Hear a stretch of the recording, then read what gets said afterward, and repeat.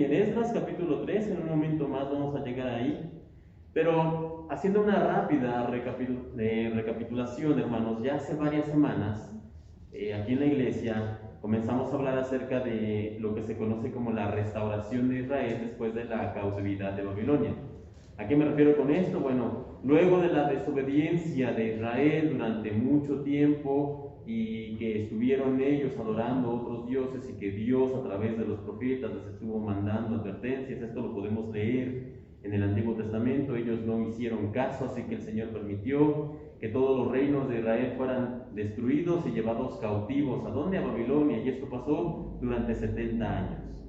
Ahora bien, esto se conoce como el periodo de la cautividad o la cautividad babilónica, pero cuando se cumplió ese tiempo, el Señor permitió que la nación de Israel se restaurara de nuevo como nación, porque prácticamente había desaparecido. Y cuando se habla de este proceso de restauración, en la Biblia y en las iglesias generalmente se hablan de dos personajes centrales. Esos personajes son Esdras, quien comenzó o fue el precursor de la restauración espiritual, es decir, cuando el pueblo regresa a la nación, a la zona geográfica de Israel, Esdras les vuelve a enseñar la Biblia, la palabra, la ley, cuáles son los mandamientos de Dios, cuáles son los sacrificios hacia Dios. Y por otro lado, unos años más adelante, está Nehemías, que él se encargó de la restauración física, como la reconstrucción de los muros, de las puertas, de los cerrojos, de todo este lado físico. Así que tenemos a estos dos personajes centrales, que son Esdras y Nehemías. Sin embargo, hay un tercer personaje, hay un tercer actor en todo esto, que muchas veces no es mencionado, pero que es vital en el desarrollo de toda esta historia, y que el Señor lo utilizó, de hecho, para comenzar. Él fue el precursor, el mero que inició, digamos, todo este proceso. Y este hombre se llamaba Zorobabel. De hecho, ya comenzamos a hablar hace unas semanas atrás acerca de él. Ahora, ¿quién es este Zorobabel que mencionamos en la Biblia? Bueno, él es nieto del rey Joaquim, que de hecho fue el último rey de Israel antes de que se destruyera la ciudad y se llevaran cautivos a la gente. Él es el nieto del último rey de Israel.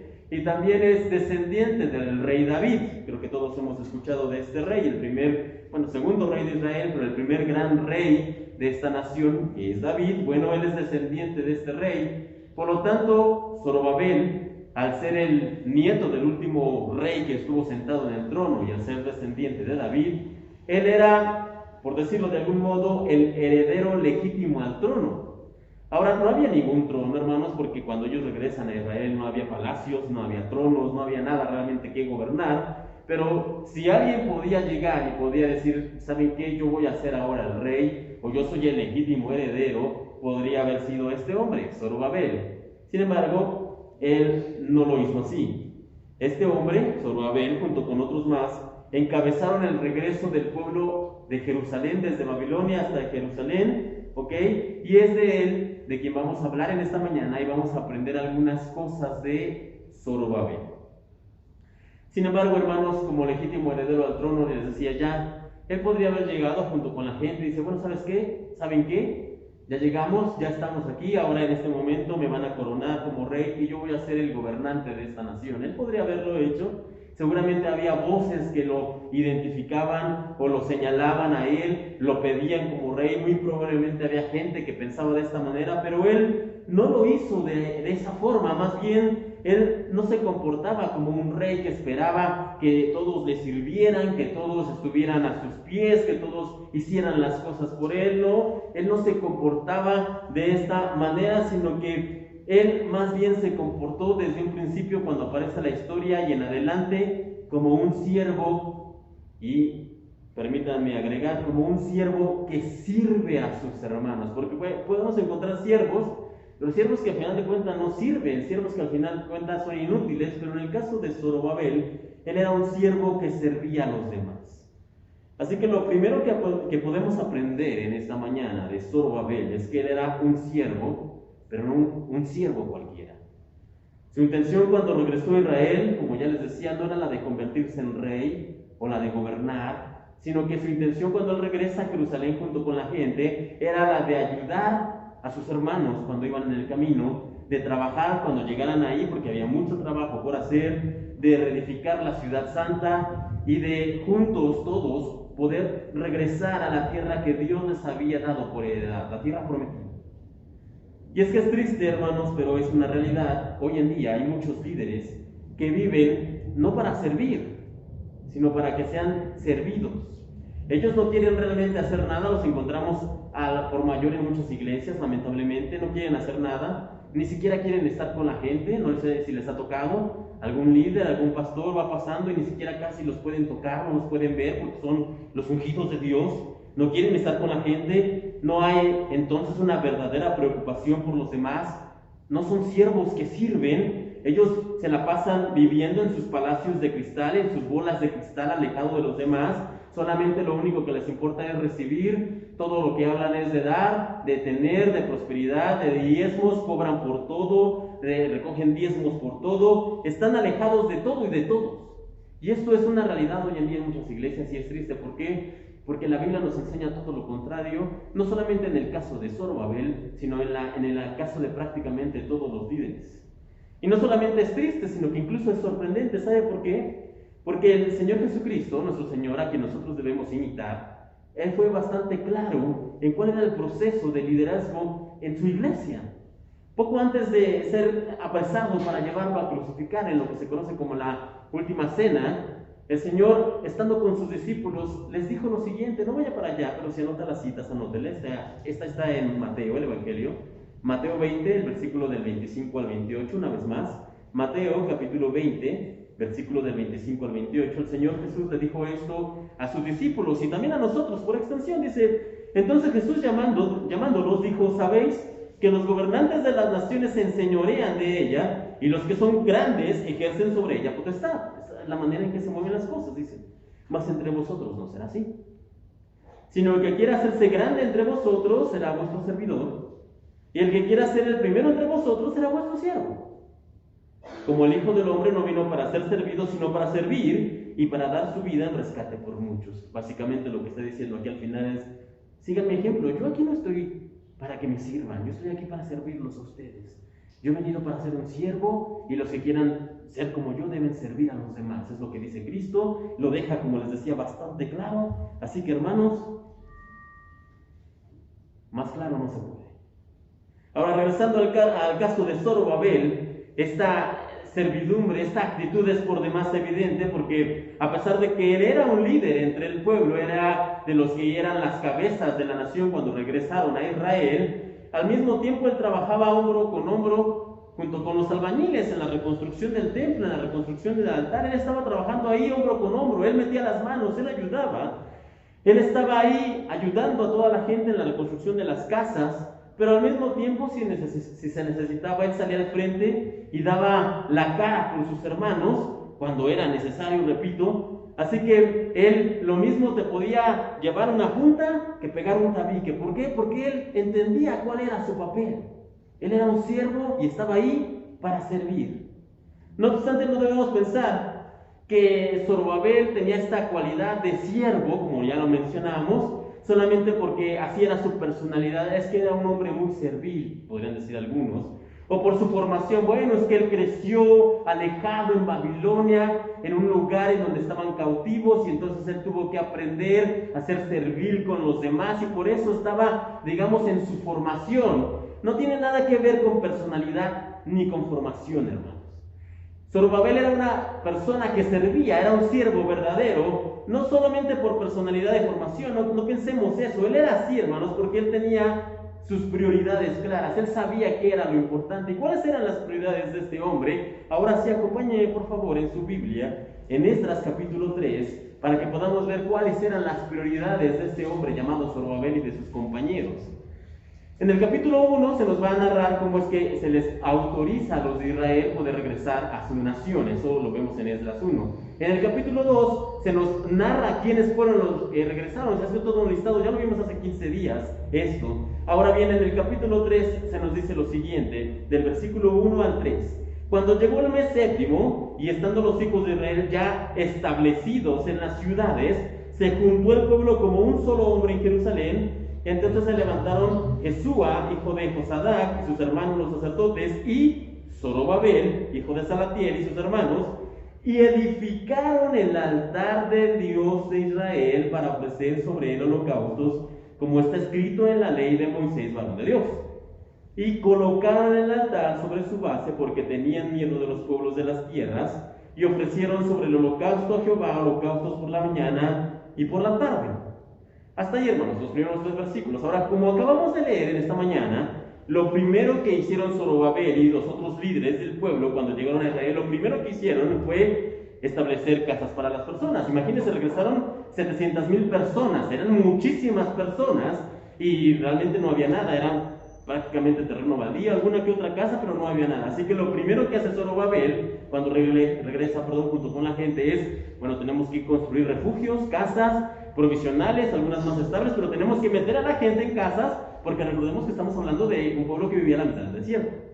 Así que rápidamente toman algunas semanas para comenzar a construir casas y edificaciones para que la gente pueda resguardarse, porque aquí, hermanos, no estamos hablando solamente de hombres. Entre todo el grupo de los que regresaron había niños pequeños, niños de brazos, había mujeres, había personas enfermas, había ancianos. Así que la preocupación de Zorobabel y de los líderes era: la gente tiene que estar bien, tiene que estar resguardada.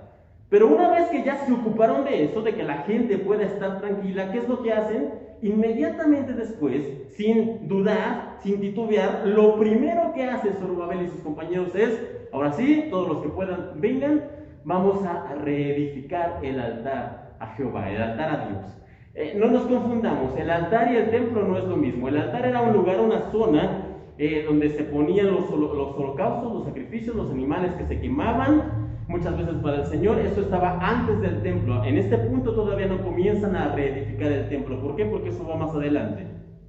Porque eso toma más tiempo, porque eso toma más trabajo. Pero el altar sí se podía hacer relativamente más rápido. Así que una vez que todos estuvieron a salvo, que todos estuvieron ya cómodos dentro de lo que cabe, ahora sí, hermanos, vengan y vamos a reedificar el altar. Así que aquí está por demás, como les decía, bastante claro cuáles son las prioridades de Zorobabel y de sus compañeros. Lo primero es que la gente esté bien. Pero una vez que eso ya está resuelto, el verdadero meollo del asunto, la prioridad máxima de Zorobabel era reanudar el servicio de adoración a Dios que se había suspendido hacía 70 años atrás, cuando habían sido llevados cautivos.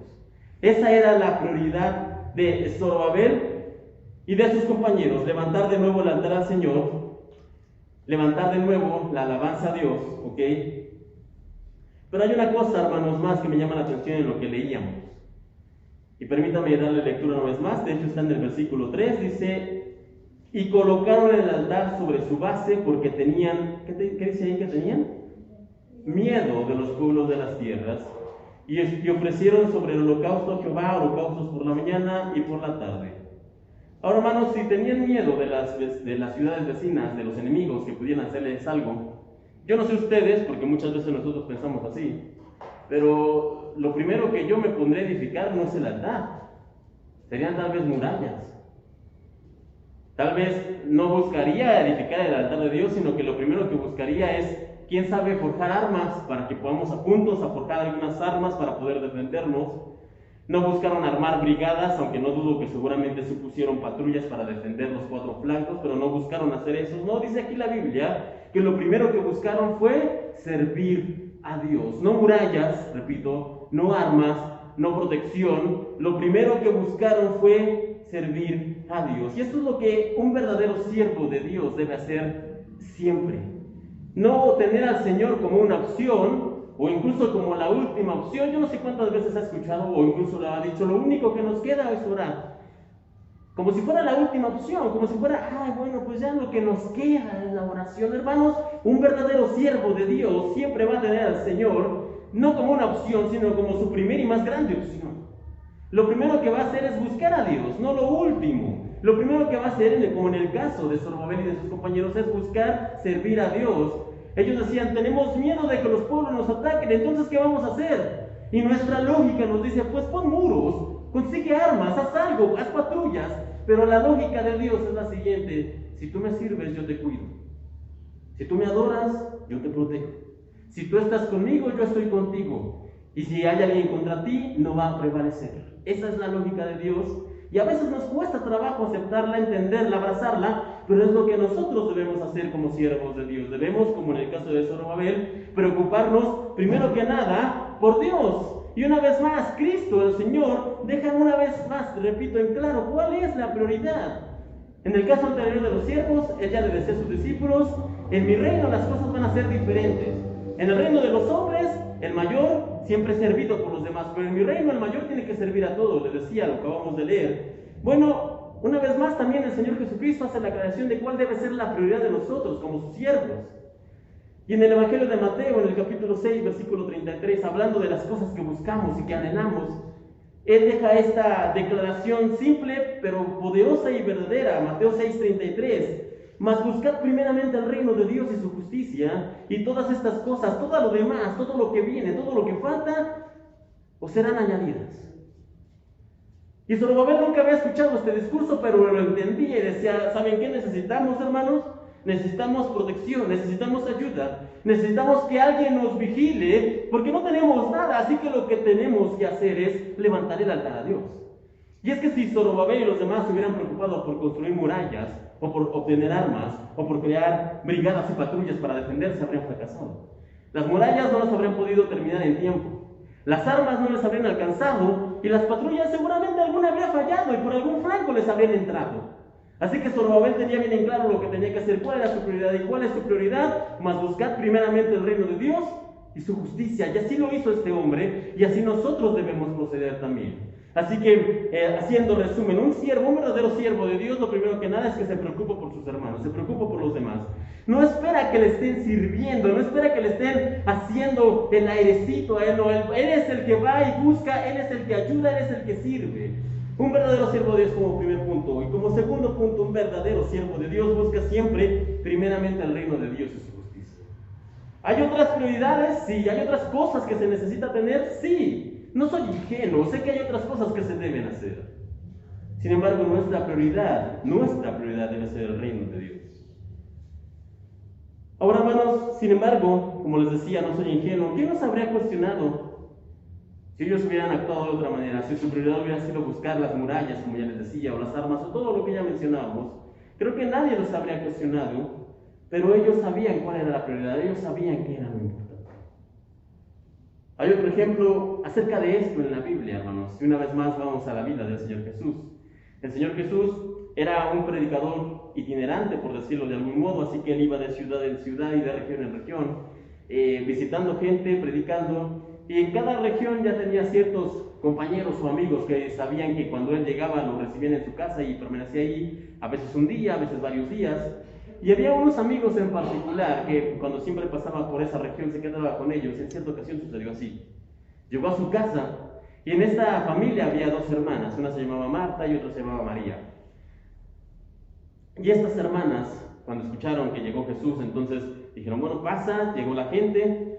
Y una de ellas, María, dice: ¿sabes qué? El Señor va a predicar, me voy a sentar a escuchar. Y la otra hermana, Marta, dijo: oye, María, mira cuánta gente trajo Jesús, y hay que hacer cosas, hay que barrer, hay que limpiar, hay que acomodar y hay que preparar la comida, porque todos estos van a querer comer después del mensaje.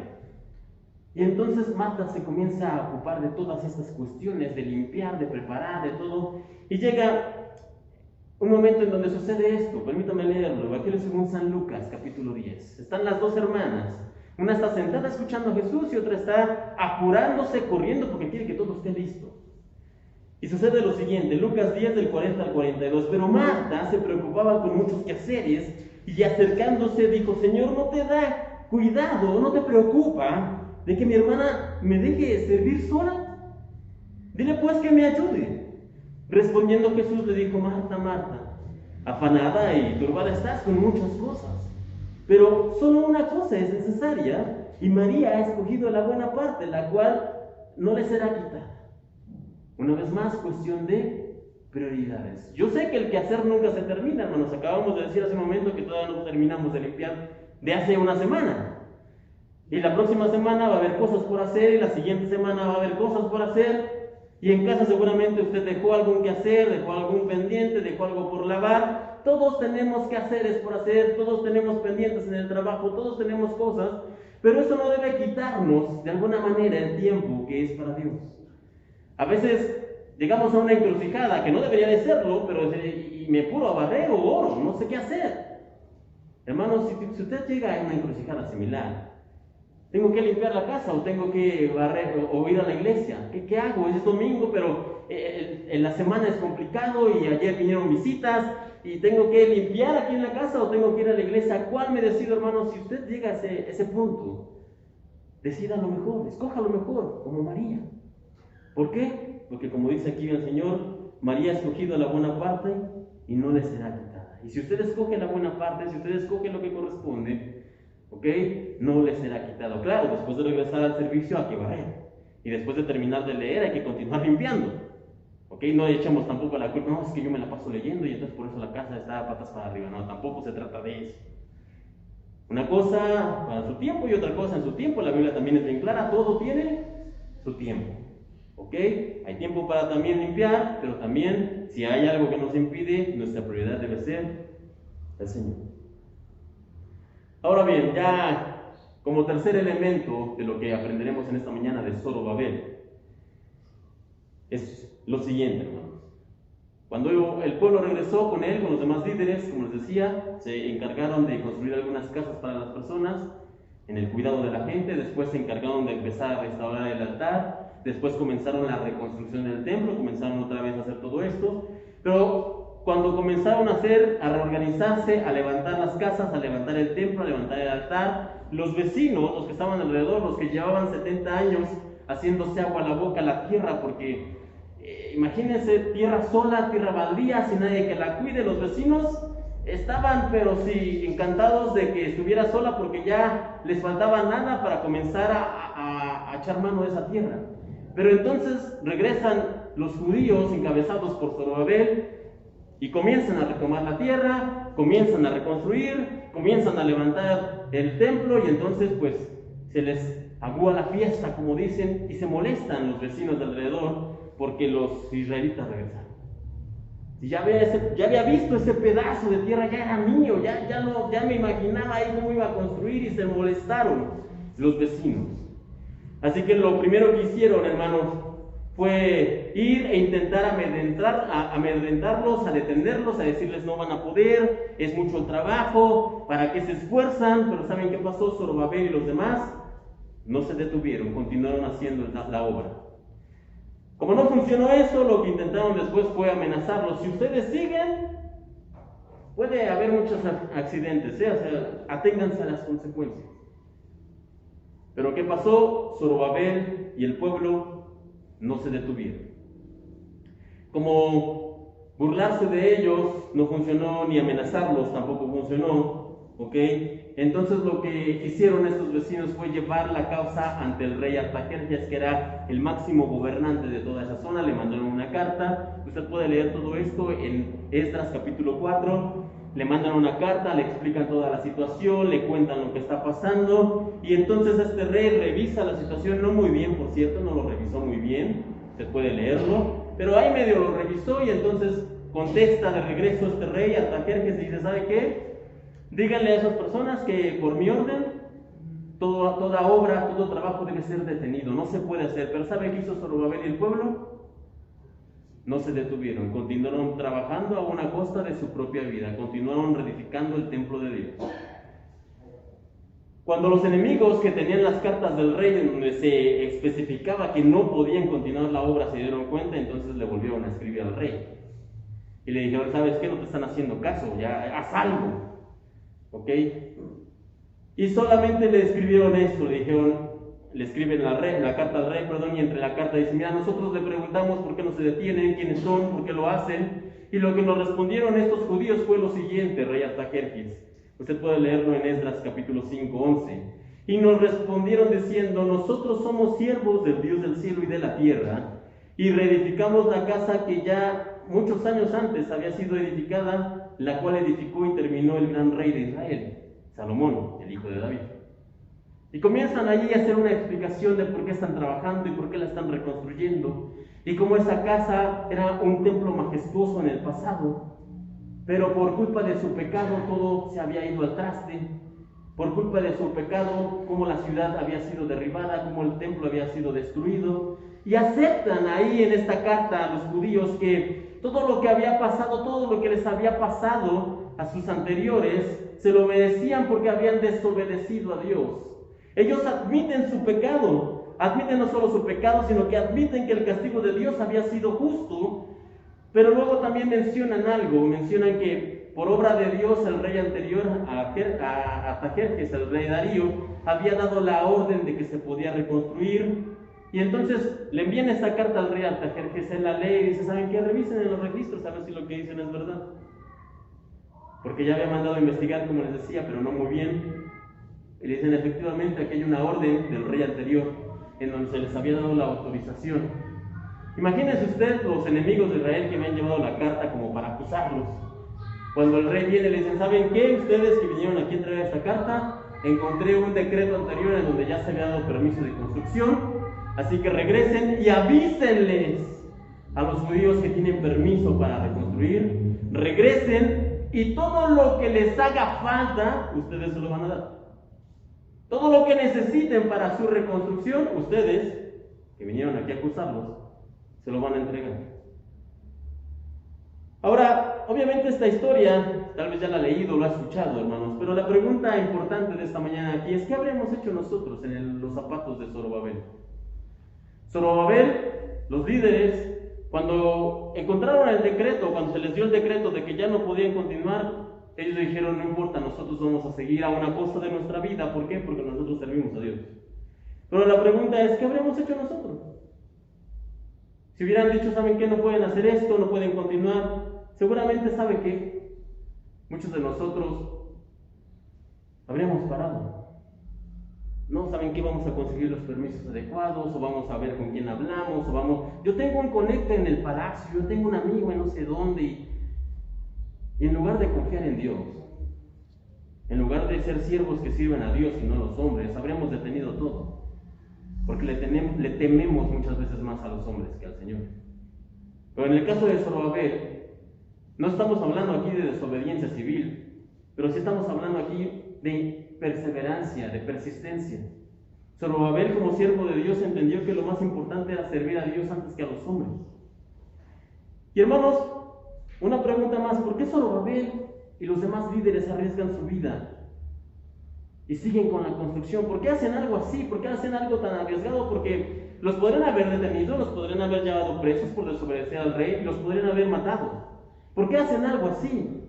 Hermanos, porque ellos entendieron que son siervos de Dios, no siervos de los hombres, no siervos de las leyes, sino que ellos sirven a Dios, hermanos. Y los siervos de Dios buscan hacer la voluntad de Dios antes que las de los demás. Los siervos de Dios buscan hacer el bien para sus hermanos, porque Zorobabel, su intención era reconstruir el templo, no para él, no para llevarse las palmas y los aplausos. La intención de reconstruir el templo de Zorobabel era que el pueblo tuviera un lugar para venir y para adorar a Dios y para reconectarse con el Señor, y para que no volviera a ocurrir lo que ocurrió 70 años antes cuando se los llevaron cautivos. Esa era la preocupación de Zorobabel. Los siervos de Dios buscan primero el reino de Dios y su justicia porque saben dónde están sus prioridades. Los siervos de Dios escogen lo mejor, como María, aun cuando tengan a veces que tener un poco tirada la casa. Los siervos de Dios confían, esperan y anhelan incluso la voluntad de Dios. Zorobabel era un siervo de Dios, y la pregunta en esta mañana es, ¿usted quiere ser realmente un siervo de Dios? Porque para hacerlo tenemos que amar a los demás y servirlos como el Señor nos lo dice. Porque si queremos ser siervos de Dios, tenemos que aprender a tener prioridades, y nuestra prioridad debe ser el reino de Dios. Porque si queremos ser siervos de Dios, tenemos muchas veces que ser perseverantes, aun cuando las fuerzas no nos den, aun cuando estemos cansados, aun cuando no veamos el sentido en lo que estamos haciendo en muchas ocasiones de venir y predicar a solamente 30 personas. Tenemos que perseverar en muchas ocasiones. Los verdaderos siervos de Dios aprenden y perseveran. Sin embargo, la pregunta sería ahora, ¿cómo lo logramos?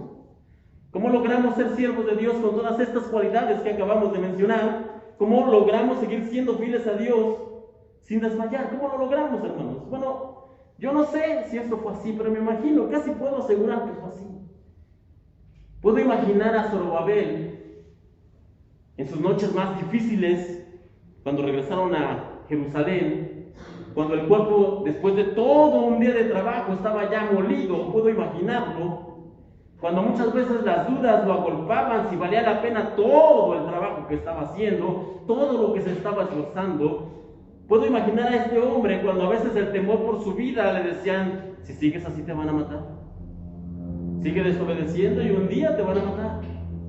Puedo imaginar a Zorobabel con todo esto encima de él, agolpándose sobre sus hombros, pero de repente le venía a él una pequeña luz en la mente, un recuerdo. ¿Qué recuerdo era ese? El recuerdo del viaje de regreso. El recuerdo del viaje cuando venían desde Babilonia hasta Jerusalén. Ese tramo que iba recorriendo él y toda la gente que él iba encabezando junto con los otros líderes. Porque, hermanos, ¿cómo cree que iba la gente en el camino de regreso? ¿Cómo se los imagina a toda esa gente de regreso desde Babilonia hasta Jerusalén? Porque si usted se los imagina así, caminando con los brazos caídos, con las caras hacia abajo, ya cansados, porque era un viaje largo, pero si usted se los imagina así, o todos en silencio, calladitos, casi cual procesión, esto no fue así. De hecho, la Biblia sí tiene una descripción de cómo fue el regreso de la gente a Jerusalén. El profeta Isaías profetizó cómo iba a ser el regreso de esa gente que iba a regresar de Babilonia a Jerusalén. Es uno de mis versículos favoritos en la Biblia. Y en Isaías 51, versículo 11, hace una breve pero contundente descripción de cómo es que la gente iba a regresar a Jerusalén después de la cautividad de Babilonia. Isaías 51, 11 dice lo siguiente, permítame leer, ponga mucha atención, dice: los redimidos del Señor. ¿Quiénes son los redimidos? Los que regresaron, los que estaban cautivos pero ahora han sido libertados. Eso es un redimido, alguien que era esclavo pero que ahora ha sido puesto libre. Ellos son los redimidos del Señor. Volverán a Sión, la ciudad de Israel. Volverán a Sión entre cantos de alegría. Los redimidos del Señor volverán a Sión entre cantos de alegría, y sobre ellos reposará un gozo infinito, rebosarán de gozo y alegría, y el dolor y los gemidos huirán de ellos. Hermanos, ¿por qué cantan? Cantan porque vuelven a casa. Después de 70 años, hay mujeres, hay ancianos, hay hombres que después de 70 años, la última vez eran niñitos cuando estuvieron en Jerusalén, pero ahora después de 70 años por fin pueden regresar a casa. Y yo no sé ustedes, pero yo cantaría de alegría porque puedo regresar a mi hogar. ¿Y por qué tienen gozo? Bueno, tienen gozo porque al fin van a poder ver la tierra prometida, esa tierra que los abuelos y las abuelas y los padres les han contado por años y años y años. Por fin van a poder verla. Por eso es que están llenos de gozo. ¿Y por qué tienen alegría? Hermanos, porque estuvieron más de 70 años como esclavos y ahora son libres. Por fin pueden ir a donde quieran. Por fin pueden regresar a la tierra prometida. Por fin pueden ver con sus propios ojos aquello que les han contado. Y yo no sé ustedes, pero por supuesto que regresaría cantando. Por supuesto que tendría gozo. Por supuesto que estaría lleno de alegría. Pero ellos no olvidan lo primero. Ellos no olvidan que son los redimidos del Señor, que ellos son libres no por mérito propio, o porque lo ganaron, o porque lo obtuvieron por algo. No, ellos se identifican a sí mismos con esta parte muy importante. Somos los redimidos del Señor. Él pagó el precio. Él hizo lo necesario. Él nos liberó. Somos los redimidos del Señor. Ya para terminar, hermanos, la pregunta que podríamos hacernos ya como pregunta final sería ahí, bueno, ¿y qué pasó con Zorobabel? En una historia con un final feliz, hermanos, Zorobabel habría terminado de reedificar el altar, después habría reconstruido el templo con toda la gente, porque la gente trajo muchísimas cosas, dinero, oro, plata, se reedificó el templo, y con una historia, como les digo, con final feliz. Después de que esto hubiera acontecido, entonces al pueblo se habría juntado, se habrían agolpado y habrían instituido a Zorobabel como el nuevo rey, el legítimo rey, porque él es el nieto de Joaquín y es el heredero del trono, descendiente de David. Eso habría sido en un final feliz, pero no fue así. A lo máximo que pudo llegar Zorobabel, de acuerdo a la historia, es que fue gobernador de Israel. Con todo su trabajo, con todo su esfuerzo, con todo su compromiso, con toda su fidelidad, lo máximo que anheló, a lo que llegó Zorobabel, fue gobernador. Y no es mala posición, hermanos, pero un gobernador no es lo mismo que un rey. Un rey tiene una posición de excelencia, de señorío, de poder, de autoridad. Un gobernador Es un gobernador. Tiene una buena posición, pero no es lo mismo un gobernador que un rey. Sin embargo, como ya se los he dicho, hermanos, Dios no promete finales felices. Dios nos promete finales gloriosos.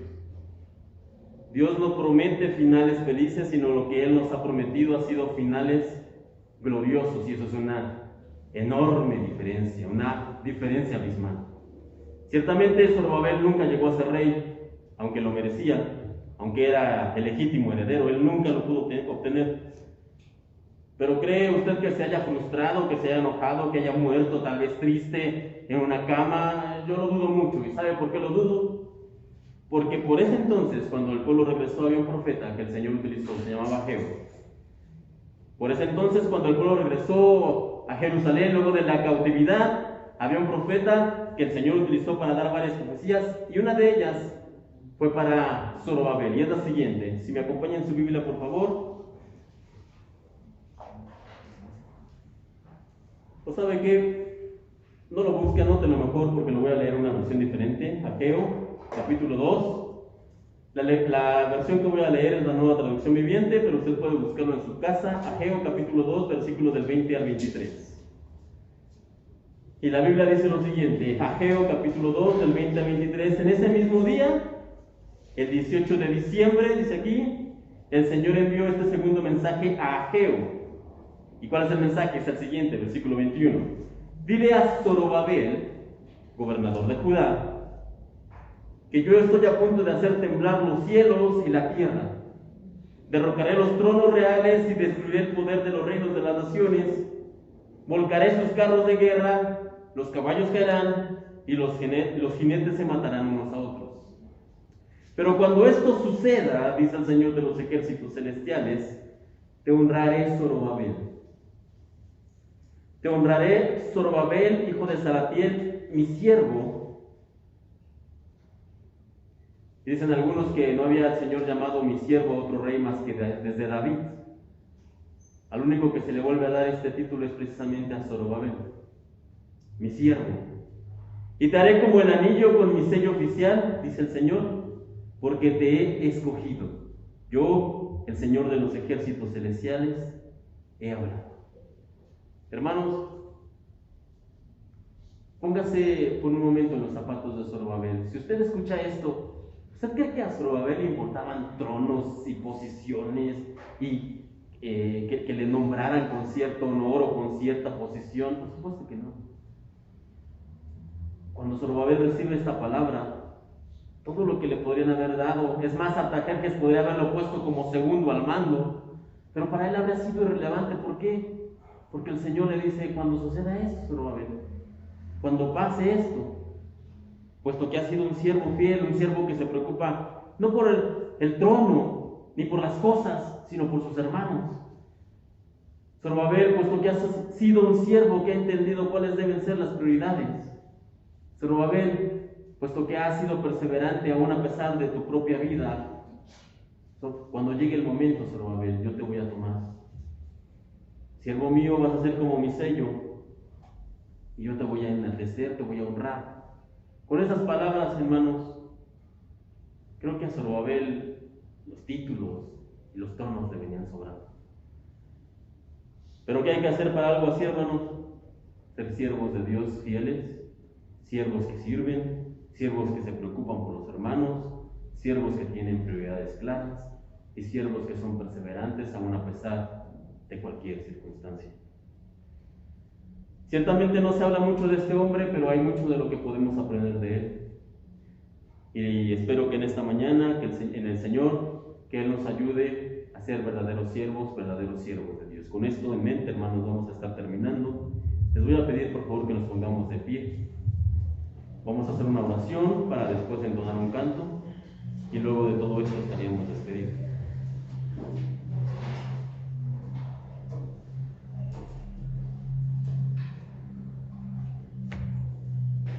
Cierra sus ojos y vamos a orar. Padre Celestial, te damos gracias en esta mañana. Y nuestra petición, única petición en esta hora, es que nos ayudes a ser siervos tuyos. Muchas veces nos cuesta trabajo servir de una manera adecuada. Nos gusta que nos sirvan, pero no nos gusta a veces servir. Nos falla en muchas ocasiones, pero te pedimos que tú pongas en nosotros un corazón como el de Zorobabel, para servir a los demás, para tener siempre presente cuáles deben ser las prioridades en nuestra vida. Señor, te pedimos que tú nos ayudes a tenerte por encima de todo siempre, a temerte a ti, a seguirte a ti, a buscar tu voluntad y a hacer tu voluntad. Señor, ayúdanos a ser siervos verdaderamente tuyos, es lo que te pedimos en esta hora, por favor. Nos ponemos en tus manos para que nos lleves con bien a casa en este domingo, para que bendigas esta semana y para que nos ayudes cada día, por favor, bendito Dios. Gracias porque nos has guardado. Bendice esta tarde en familia, en compañía con nuestros seres amados, y permítenos realmente descansar para iniciar una nueva semana. Esto es lo que te pedimos y por lo que te damos gracias ahora, en el nombre de tu Hijo, el Señor Jesucristo.